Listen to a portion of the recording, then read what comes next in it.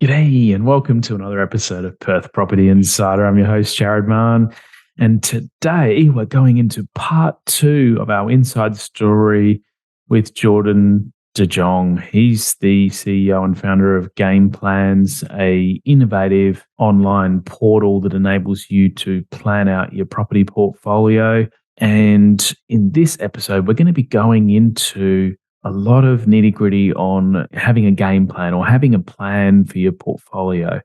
Why a lot of investors don't have one, why a lot of investors make mistakes when they're creating one, and what are the common mistakes, what's involved in a really good plan and what it looks like, and how to use their software to get this clarity and all the benefits, and how we can help you with that overall planning process in a new service we're launching called Strategic Portfolio Plans. So let's go inside. Welcome to Perth Property Insider, where you will learn how to grow your wealth and improve your life using Perth Property. Our show is brought to you by Investors Edge Real Estate, the highly rated and award-winning property management specialists servicing the whole of Perth.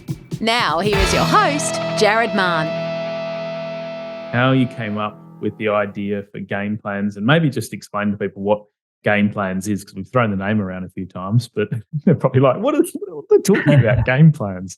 Yeah, so Gameplans is an online property portfolio management tool. One of the biggest things with building out my own portfolios, I had really no idea what my portfolio was bringing in or what it was costing me or what I needed in my portfolio to have the desired outcome or retire when I need to. And so you essentially go on there, you enter in all of your details, all the stats about your own property portfolio, and it gives you a really nice summarized breakdown of each property, how it's performed, where the incomes and outgoing is, what it's costing you, everything like that.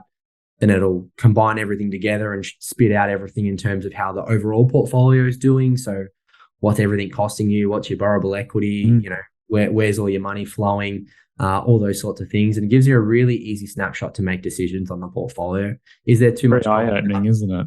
It's like, yeah, I didn't even realize, because previously I would have had to have managed my cash flow really tightly, but over the last few years I've gotten to a much better place in business. I'm not as worried, and it's such a much lower percentage of my overall savings. So I was almost a little bit blind to what was happening with interest rates rising as well.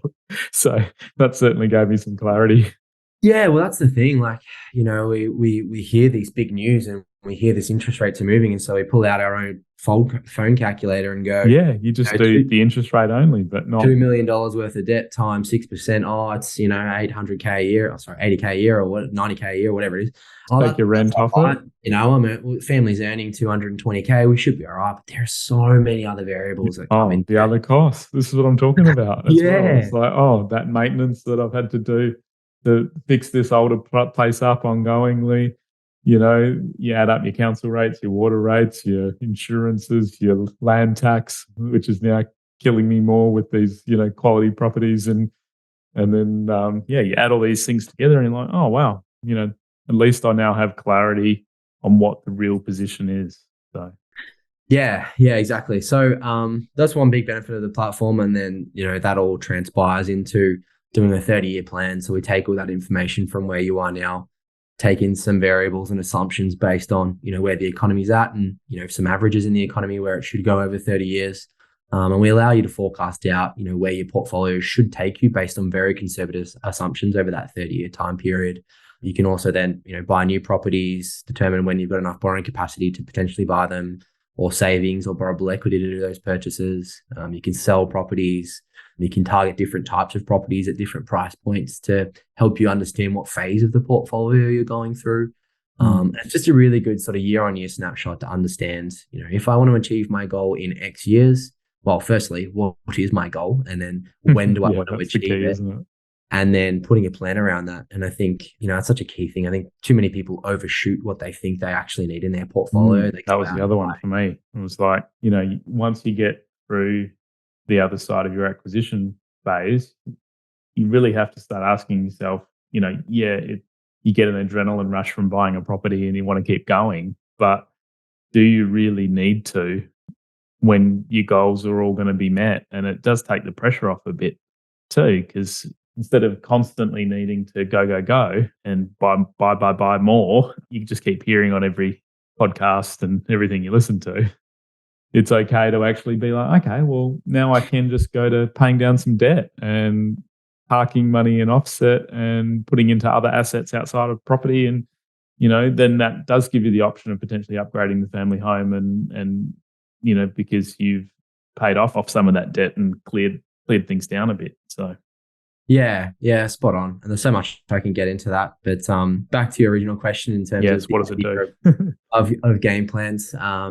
So getting sort of more and more into the space and working with more and more people in the industry, I realized that there was these big sort of like 50-page reports that they used to do in terms of a plan. And having seen a couple of them, there's like 30 or 40 pages worth of legal statements, and then 10 pages, maybe 6 pages of just Excel spreadsheets copied and pasted, and then a bit of text. And they were great. They really, really did distill what you would need in your portfolio based on your current position to hit your end goals. And there were great plans. But the problem is the economy changes, as we've seen in the last, 8 months. The cash rate's gone from the lowest it's ever been in recorded history to the highest it's ever been in a decade in the space of 8 months. So significant economic turmoil, significant economic changes. And if you had done a plan 8 months ago, it's probably going to be very different to what it would be today. And so I always thought, and especially having those tech skills in terms of data science and building, online software and portals is, well, what if, we could go back, update those things and change those variables to account for that turmoil period? What if we actually went through our decision-making process, factoring in those worst case scenarios before we did it, and then reverse engineer from the worst case scenario, bring it back if things are better. And being able to, instead of just seeing this one big piece of paper that says you're at Y, this is how, you're at X, this is how you get to Y. It's like, well, this is your X and this is your Y, but these are the thousands of variables that can change between now and then. And let's go play around with all of those, account for that worst case scenario and see how we get there. So essentially the idea came from, I built this gigantic Excel spreadsheet for my own portfolio just because that's what I did in my spare time in the course. This is what I was doing before I came across Gameplans as well. Because I just built this monster and I was like, oh, there's no way I'll be able to use this for clients because it's so customized to me. Yeah. And I'm sure everyone has, like anyone who's sort of computer savvy has probably had a crack at it themselves.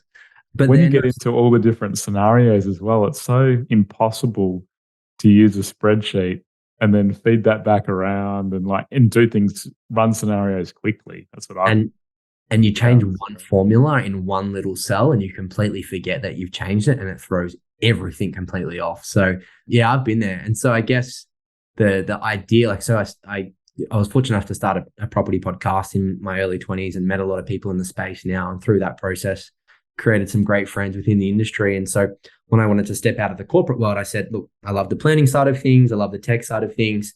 This is what I want to do for a business, is help people build plans. And they all said, no, you can't do that. You got to come and do it for our clients and help our clients build plans. And so that's when that idea of, well, I can't just send everyone an Excel spreadsheet and work on all their things. Let's build a platform around it where people can go and build it themselves and help them clients understand what sort of plan looks like moving forward. So from then, it's just it's developed from Excel to this really basic online portal. I think, one of my first clients, I think all we had was, equity growth over 30 years and cash flow over 30 years. And now we've got, I think, up to, 23 different charts you could potentially show and demonstrate on the platform itself through all the different pages. And, some really intricate, detailed calculations and different things that you can do in the portfolio in each year and make those decisions. Yeah, I just love all the scenarios you can model out from what you do with your loans. Most importantly, are you keeping them on principal and interest only? When do you refinance? What, do you choose to sell an asset?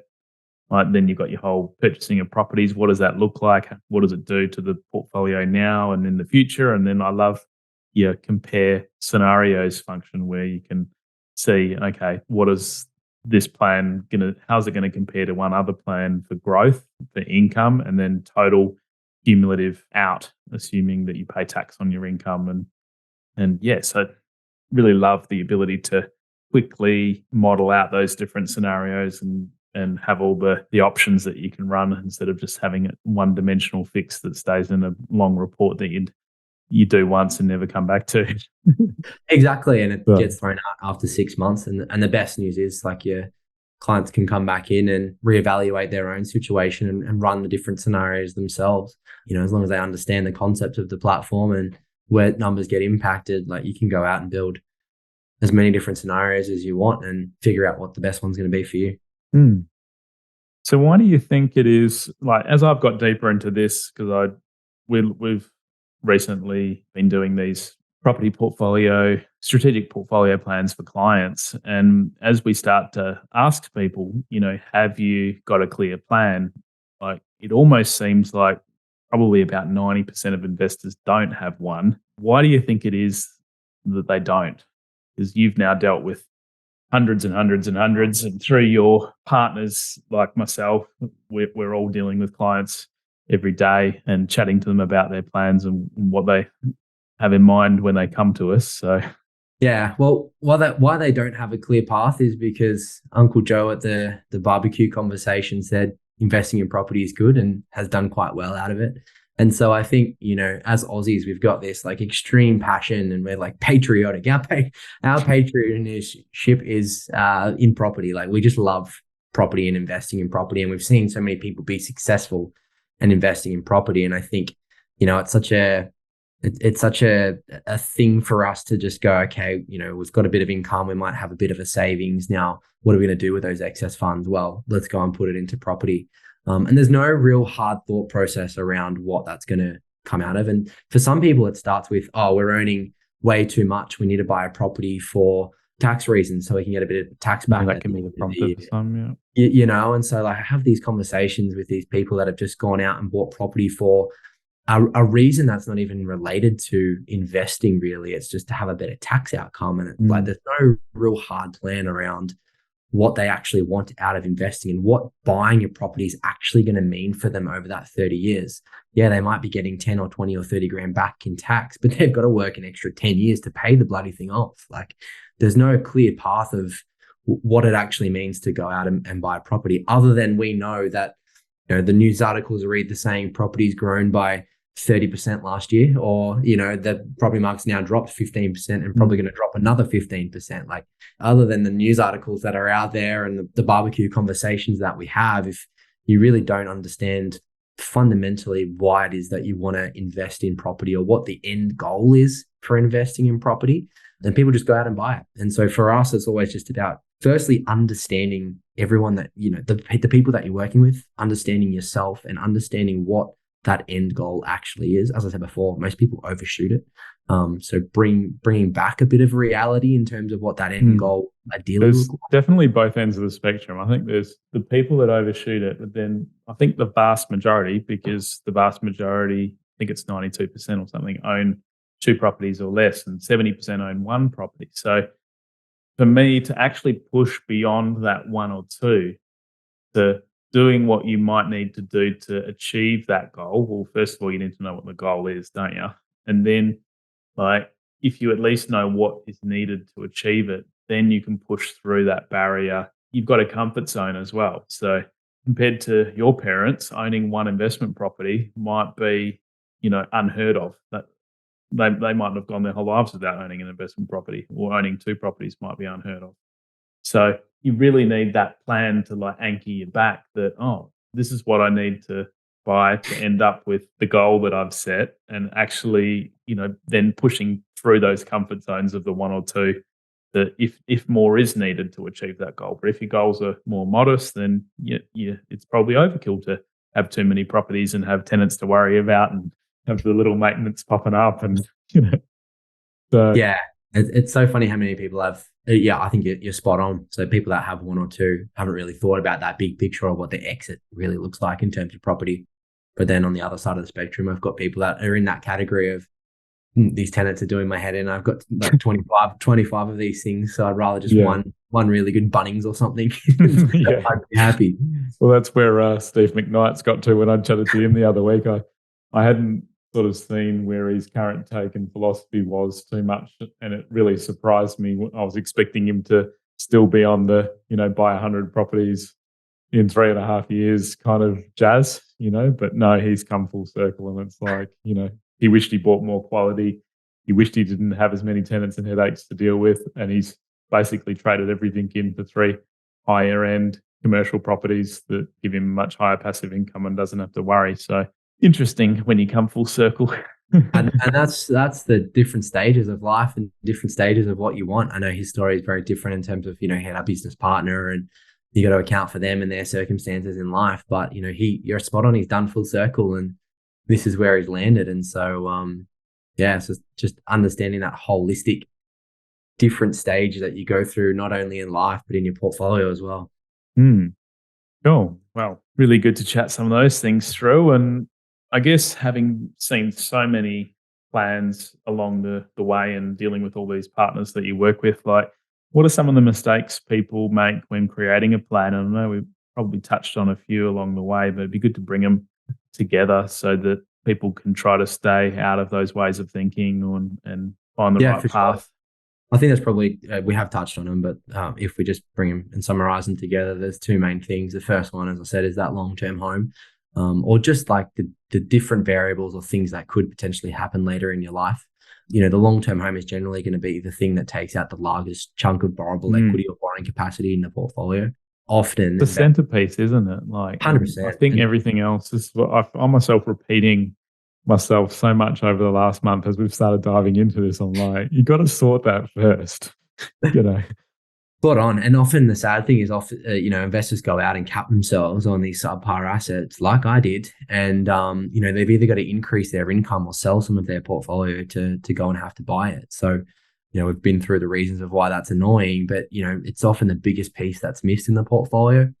And then the second thing, which is probably more directed to a more common term these days, or a more common philosophy, is rent vesting. So this is when you've actively made that decision that that you might be moving around in life. You might want to change locations occasionally. So you invest where where you invest in the areas that you want to invest on based on your plan, but you don't have a principal place of residence. You just essentially build a investment portfolio.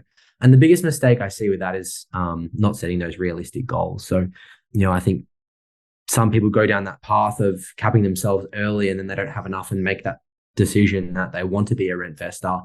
But again, those different life stages can change. And typically, they go out and build this massive portfolio without considering how long it's actually going to take to pay it off. Like, they could have gone out and bought 3 or 5 really good assets that might have taken 15 to 20 years if they saved really hard and did really well to pay them down and have a passive income stream. But instead, they might go out and buy, 7 to 10 of these things and realize that it's actually going to take them the full 30 years to pay the whole lot off, which means they're working for an extra 10 or 15 years where their ultimate goal was to semi-retire or slow down a lot earlier. Yeah, okay. I'm just thinking as you were talking through those scenarios, the people that I've been dealing with plans at the moment. And yeah, in the case that you're rent vesting, one client we're dealing with, he's sort of done pretty well with the properties he's accumulated so far. And at least now he has options for buying that family home. So we're putting in the possibility of it. But then we've also had the chat that, hey, if you buy that home, you may actually have a partner come in that could add some extra income. So, that'll be a real bonus that we're not going to account for necessarily, but we both understand that it's a real possibility that is actually going to lead to him wanting the family home that he doesn't yet have a defined time period for. So at least having gone through those life stages myself, I'm then like, okay, well, after that, you may want kids too. So, and then you're probably going to want to be in the good school zones. And so you can actually like pace that all forward. And he's going to be completely, he's got great clarity knowing that he can do those things. But while he stays on the rent vesting option, he's going to be even further ahead than, and it can go both ways for him. And he's got a plan that accounts for both. So yeah, that's awesome. Well done. Cool. So what does a good plan involve, I guess, or look like? Because we've spoken about some of the mistakes. How does this come about? And I think you've probably got a lot to say on this. Yeah, definitely. I think the biggest thing about a good plan is accounting for the worst case scenario. I think people, typically go into a plan feeling like, their property is going to get 10% annual compound growth rate for 30 years, thinking that, This is the convo I've been having with people as well. It's like, well, we're only planning on a 4% compound with a 6% yield because we're leaning more towards cash flow on that one.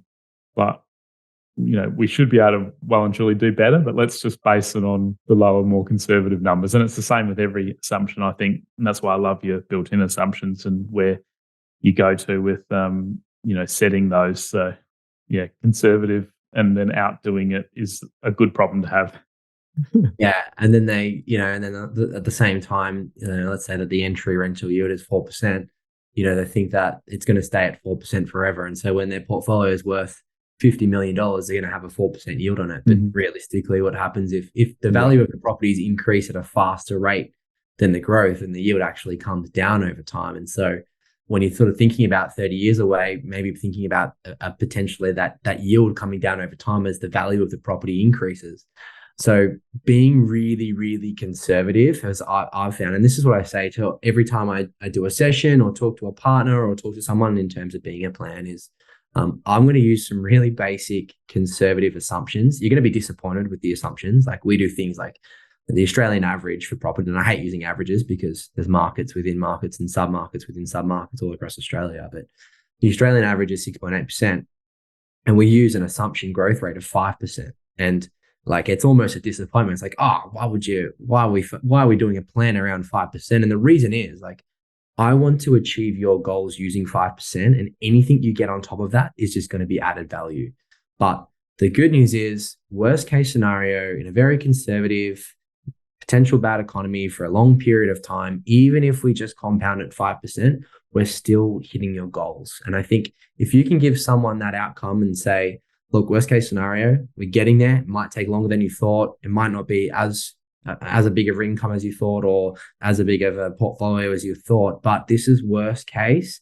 And then from there, anything you get above is just going to be cream on the cake on top. So biggest thing in terms of, building out a plan is being conservative, because things do happen. We do go through periods of economic cycles and uncertainties and all those sorts of things. I know when we're in like really good, strong economic conditions, it doesn't feel like that. It feels like time's going to be good forever, but it's both ways, isn't it? When things are going really great, it feels like times are going to be forever. When the market's really down, it feels like the market's going to be down forever.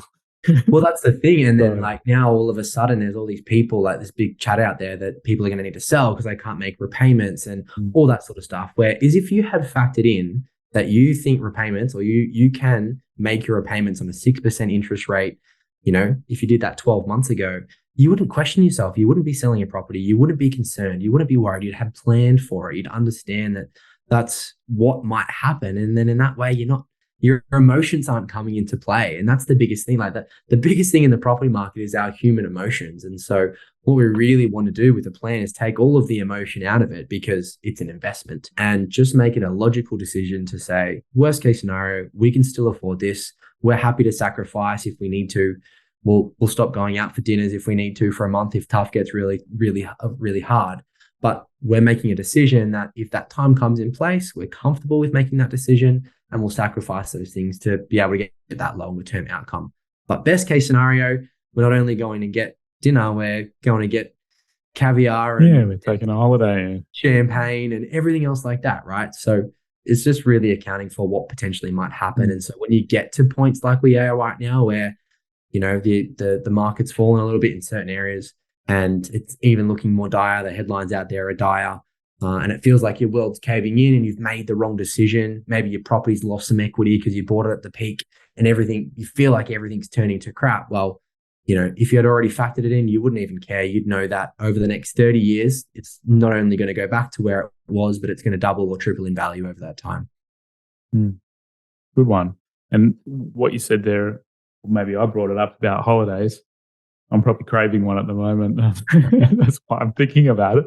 But yeah, a good plan, and that's what I like about the system. You allow for your holidays, you allow for your car upgrades and other things that's going to, take away from your savings. And it's good to know that you can do those things. And then you don't feel guilty about, buying your missus a car because it's in the plan, and you've allowed for it, and you know that you're actually still going to be fine in reaching your goals while doing these things. Whereas before it'd be like, no, can we really afford it? What, you get this guilt about what's it taking away from the future potentially. So 100%. And I used to have that argument with myself is like, oh, well, I can either buy this car or I can use it as a deposit for another purchase. And it's like, well, if you just put it that way, it would always make sense to do another purchase, right? But at the end of the day, if it's not in the plan and you've already hitting your goals and you've only got one more purchase that you need to do that you've got 3 or 4 years to do, it's okay to go and buy that car and enjoy your lifestyle now. Yeah. And it's not finding that middle ground of the balance, isn't it? So spot on. Any other parts to a really good plan? Yeah. Again, we could probably do a whole podcast on just this one note. But. Yeah, exactly. I've probably touched on it a fair bit, but just being really realistic with that end goal. Like I think, a lot of people come to us and say they want 100K a year or 150K a year. It's generally always just one of those two answers.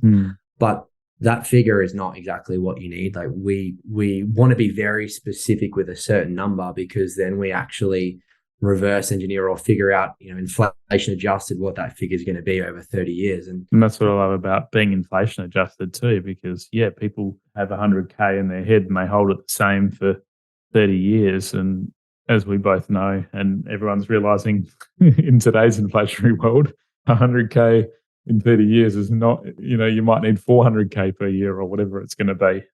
So exactly. So we account for that. If you look at any one of our plans, you might be hitting that 100K in 10 or 15 years or something like that, depending on the size of the portfolio, I guess. But inflation adjusted, it might be closer to 200 or 300. So we do actually need to acquire more properties to be able to hit that longer term goal.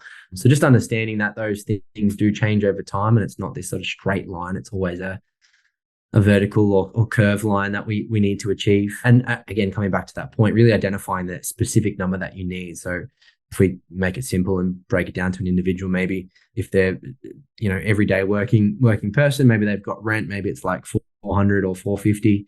Maybe they've got 150 worth of bills every week. And maybe they want to spend, I don't know, $500 on, general living expenses. If they want a bigger holiday, maybe they can save 500 for 4 weeks of the year and have $2,000 that they can go on holiday. It's probably a really conservative approach, but that altogether. Well, it does help you think about your budgeting and shows you, percentage of what you spend on savings and lifestyle and expenses in your portfolio. So I found that really good as well. And I'm stuck with a client at the moment that he's paid for his plan. And for ages, I've been asking him, can you please input the data on your household expenses? And we really can't put knowing those numbers is just so important to any plan. Like you need to know what you can save and contribute to your portfolio and paying down debt in due course as well. Otherwise, how do you even create a plan around that? So again, one of my things I'm already seeing is just it forces people to get clear on those budget numbers.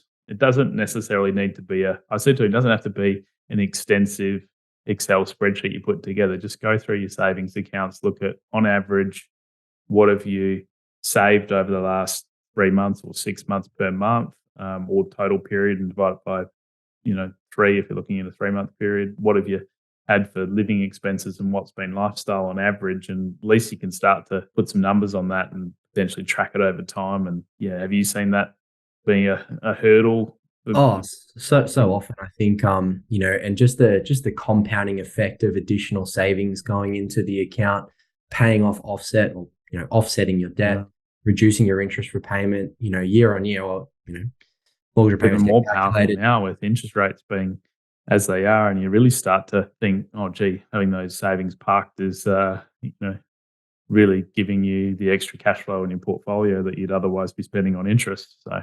Exactly, and it compounds nightly. So every dollar you've got there and every night is helping you out in some way. It's tiny and it's small, and you'll never really feel the impact. But compound that over every night over 30 years, it is huge. So I think getting specific is so important, and just understanding those numbers not only for your own sake, but not only for the portfolio and the plan and understanding where that's going to take you, but for your own sake, you might identify things in there that you feel like you really don't need, or or just a subscription that you haven't used for 3 months and it just keeps coming out. Something that we as a household sit down every quarter and review and go, do we really need this? Do we really enjoy that? Definitely. What can we pull in and out?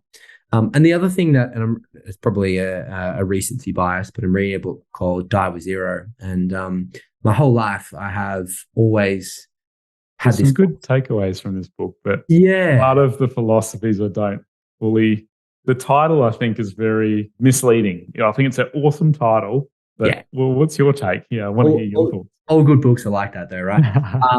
My take is this, right? Like, I have always approached wealth and finance and money as this thing that we just need to keep accumulating.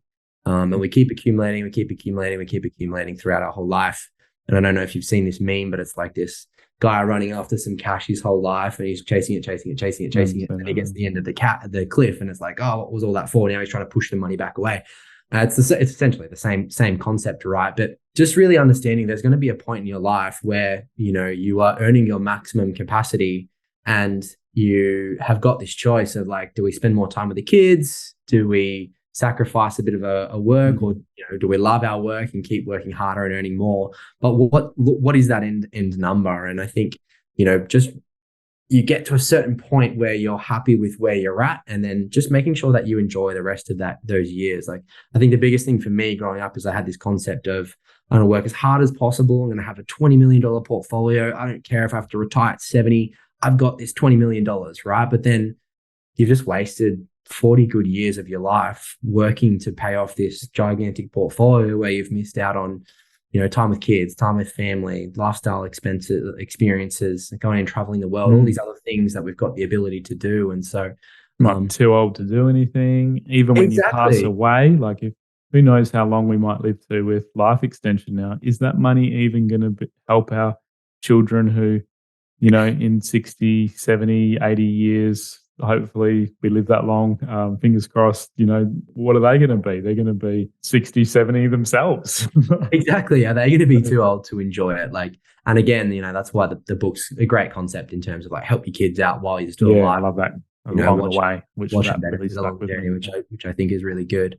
And so, the biggest takeaway is just being able to go, okay, like, yes, there's an accumulation phase. Yes, there's a growth phase. Yes, there's, an income continuously increasing. But then there's a point in time in your life where, now that I'm in my 30s and having friends pass away, which is really sad. And like, just going through different life stages, having, family members that are really close to me, like starting to deteriorate and get cancer, and like seeing them getting older. It's just like, man, life is so short. And so I think it's all well and good to have your financial security locked down and understand and be money savvy and build a portfolio. I think that's really important and going to set you up for those later stages, but really enjoy those later stages. Just don't continue to push and work and trying to build this massive thing. And for what? Like, the ironic thing is, once you get your needs met and money out of the way, and I have this chat, my mastermind group, quite regularly, it's like, well, to push to go to that other extra level, it's going to mean giving up that day of the week that I spend with my daughter.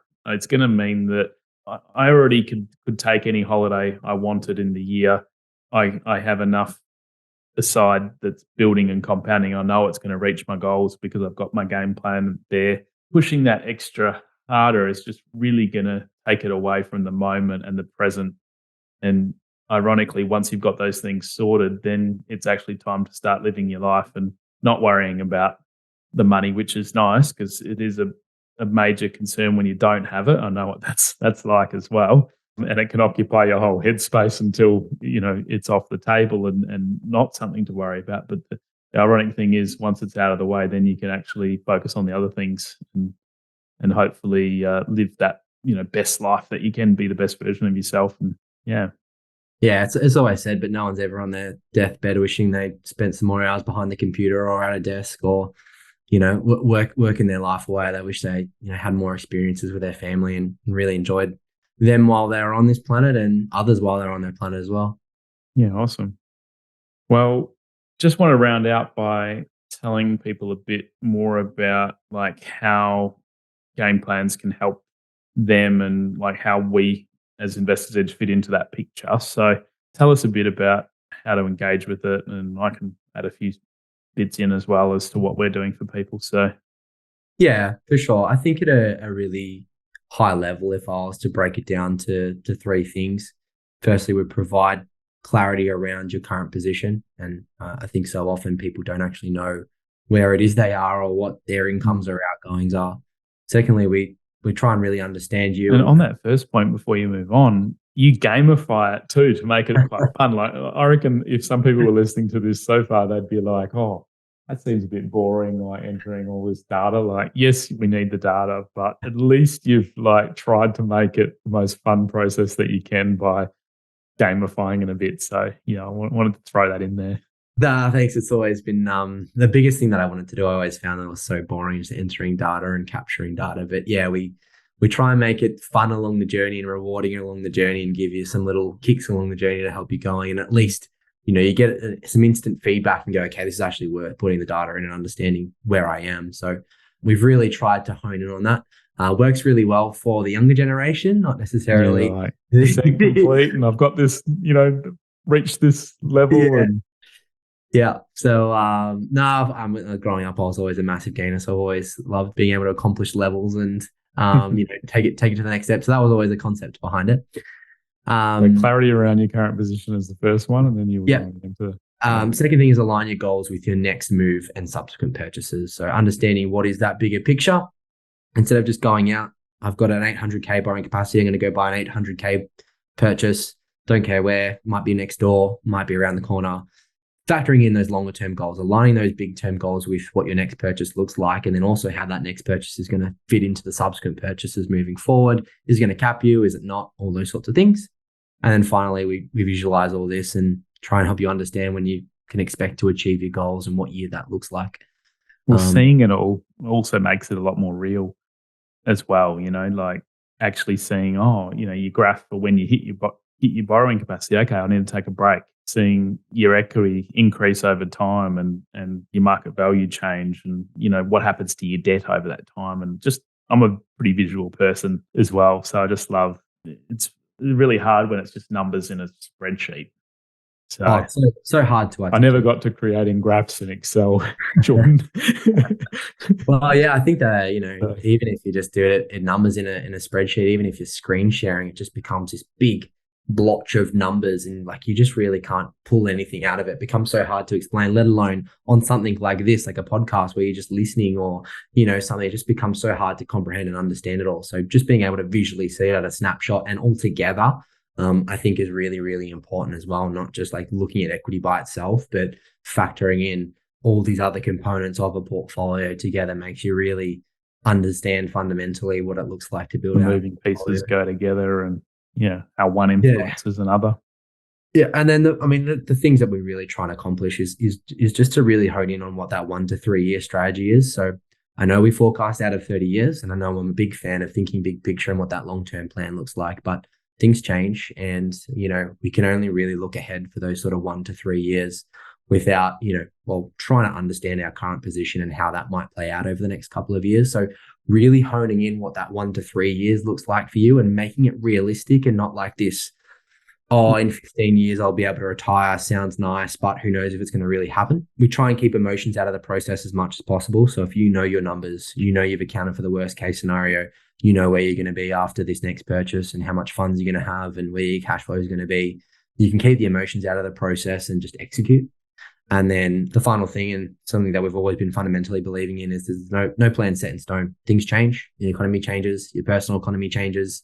Your personal circumstances changes. Your philosophy in life changes. And so we want to have a base plan. We want to understand what, as a minimum, we want to achieve and go for. But things along that journey might change what that base plan looks like. And so just being able to account for that as well. Awesome.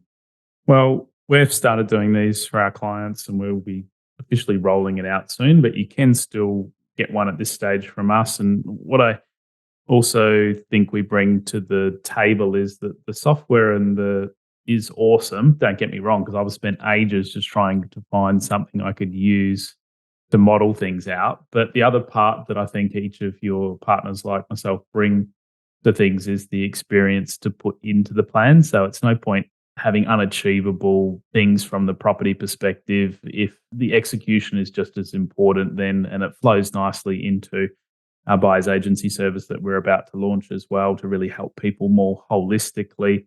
So I've had a big gap in our service for many years because we're a really excellent property manager, and people come to us after they've bought something and say, Jarrad, what do you think? And I'm like, well, how does it fit your plan?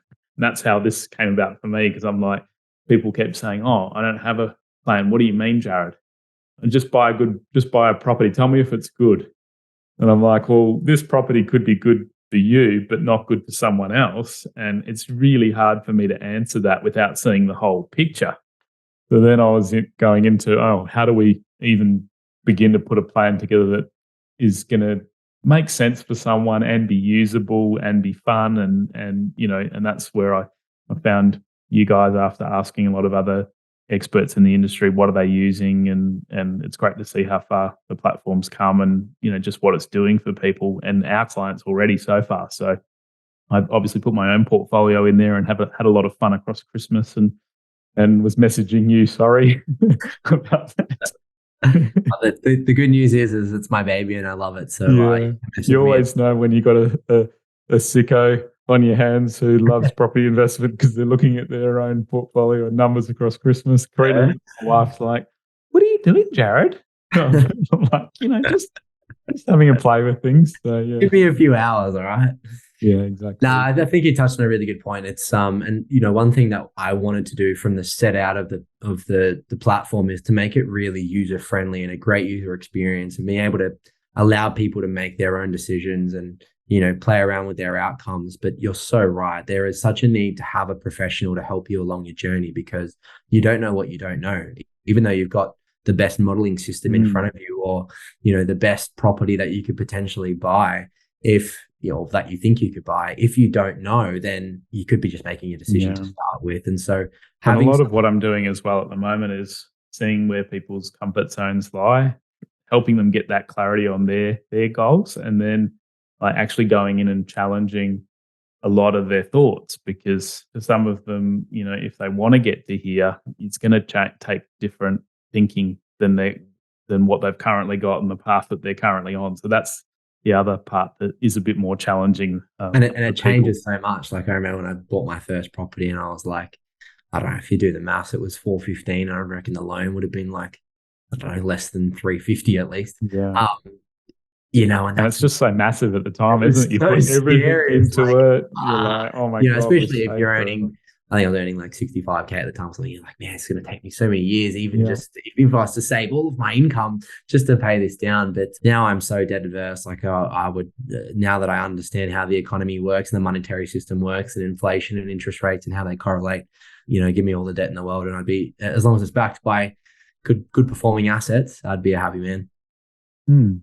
Awesome. Well, we've touched on so many things today. This is definitely going to have to be a two-parter, and I haven't done a two-parter in a while, but we really got carried away. So thank you so much for your time and going deep into a lot of that, because I think this is really going to help a lot of people. And if you do want to get in touch for us to put together a strategic portfolio plan, we'll put a link in the show notes. Just go to our website and go through the property investing section, and we can have a bit of a chat and just see whether it's even for you if you're listening. And it's not going to be for everyone at every stage as well, and we can certainly go deeper to see.